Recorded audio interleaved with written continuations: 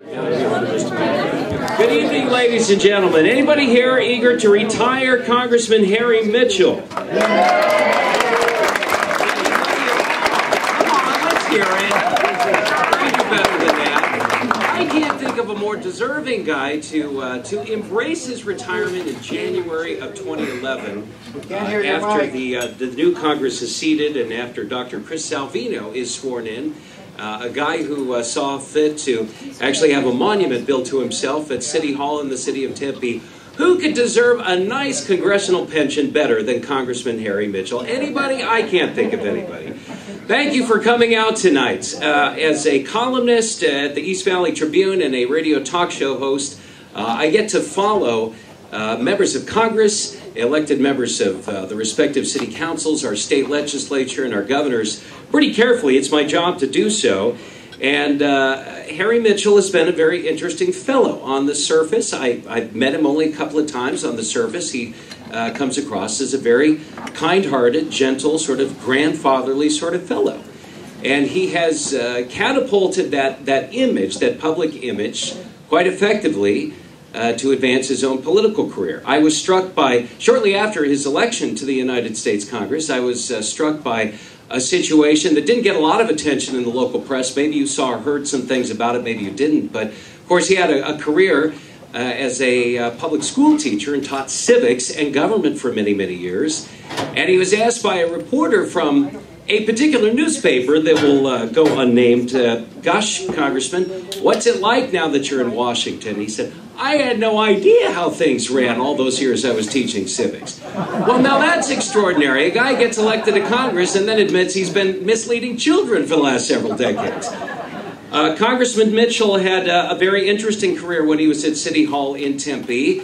He constantly insisted, and I understand we do this at the municipal level. We like to say that municipal elections and those who serve in the mayor's office and on the city council and so forth are nonpartisan. We sort of like to pretend that there's no R after the name or no D after the name or what have you. Congressman Mitchell continually and repeatedly liked to say, well, we go about our business in a nonpartisan sort of fashion. He continued that even as he was a Democrat serving in the state legislature, while at the same time running the Arizona Democratic Party. Anybody remember that? When Mr. Mitchell was the chairman of the Arizona Democratic Party. Strange and confusing, and I would say even rather perplexing career, the path of one Congressman Harry Mitchell. I'm delighted to hasten and help bring about his retirement in January of 2011. I don't have to tell you the kind of consternation that our entire nation finds itself in right now. Anybody know the name Scott Brown here? Anybody? Thank God, a man named Scott Brown from Grantham, Massachusetts, who drove a pickup truck, figured out a way to connect with primarily Democratic voters and a whole lot of independent voters as well, to say, and he had 4 very, very powerful words that he used over and over and over again in his campaign. I'm sure you heard them. If you know what those are, say them with me. We can do better. We can do better. Yes, we can. We can do better than live with a government that, as Scott Brown, now Senator Scott Brown, the Republican senator of Massachusetts, made very clear, we can do better than have a government that, instead of funding weapons to defend us against terrorists, actually pays money to give terrorist attorneys to defend them. We can do better than a government that actually Mirandizes terrorists and says, you have the right to remain silent. Guess what? The underwear bomber from Christmas Day has done just that. No news agency in this country disputes that. Once he was Mirandized, after less than 60 minutes of inquiry and questioning, once he was Mirandized, he has done just that. He has remained silent. We can do better than that. We can do better than have a government in place that spends my 11-year-old son's tax revenues that he hasn't even generated as yet because he's not in the workforce.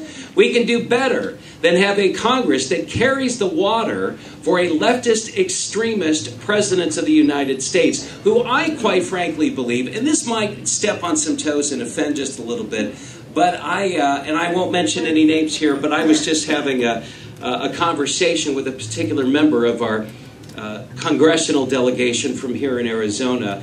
And it was a very private conversation, but this member of our Arizona congressional delegation actually agreed with me and assured me I wasn't being conspiratorial. This particular individual said, no, I don't think President Obama likes our country. I believe that he believes that his agenda, his objective, is to ratchet down the United States just a little bit. A little lower GDP, a little less muscular of a national defense program, a little less influence in the world, and voila, the world will be a more fair place. I believe in American exceptionalism. And I believe probably everybody in this room does. And the man we're here to celebrate today absolutely knows this. Thank God Scott Brown, Senator Scott Brown, has, at least for the time being anyway, we'll see how things play out here over the next several weeks and months, but he's created a stopgap. Sent the agenda of a government takeover of the healthcare industry and the medical profession, sent that careening off the side of the road. Thank God. But there will be some sort of healthcare reform, and it needs to be done rationally and reasonably. I don't know when it's coming. I hope it's a free market-based reform, giving us more choices in terms of from whom we buy insurance and when and where and all the rest. But I believe that, well, put it this way, who better to understand these things than somebody who loves our country, who understands the free market economy, who is a medical doctor, and who also shares our mutual belief that, yes, we can do better. Let's join forces and welcome the man who will bring our wish about to retire Congressman Harry Mitchell. Ladies and gentlemen, please welcome warmly Dr. Chris Salvino.